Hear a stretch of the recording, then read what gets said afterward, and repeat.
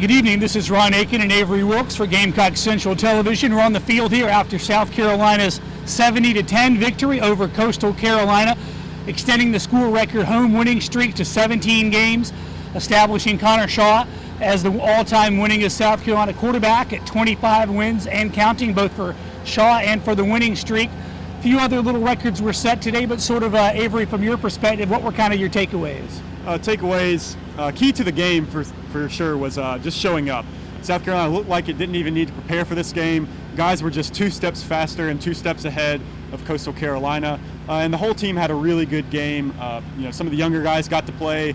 The second and third teamers were getting in there and actually playing very well against the Coastal Carolina team that's doing very well in its subdivision of SCS. So, takeaways, the team played well, and it's just 1 step closer to being able to take on Clemson next week.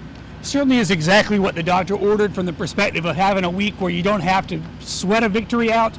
You can let the roster empty. You can get a lot of those younger guys some touches. You can clear the benches. As Coach Spurrier mentioned after the game, probably the first time since, I think, the Troy game, maybe in 2010, where they had scored in the similar region, maybe 69 points, something like that, where they had the opportunity to let everybody play like that. So that was a good thing. Seeing some younger guys get their first really big-time game experience, first career touchdowns for Jamari Smith, for Pharaoh Cooper, and for Sean Carson, even though he's been around a little bit longer. Jamari Smith, the guy, gets 10 carries, 103 yards. He's your only back to go over 100 yards. Pharaoh Cooper, 4 touches for 123 total yards, rushing and receiving. He has a good game. So really, all in all, it's a victory where you got to do everything you needed to do, didn't get anybody injured, which is key going into next week's game at Clemson. Sort of from an opposing locker room standpoint, what was the mood in there? Well, they obviously weren't happy to take the loss. They didn't execute like they thought they would, and they didn't, sort of play as scrappily and force as many turnovers as they thought they would. But they really just want to look forward to tomorrow. They have the selection show where they find out if they're going to get a bye in the FCS playoffs next week.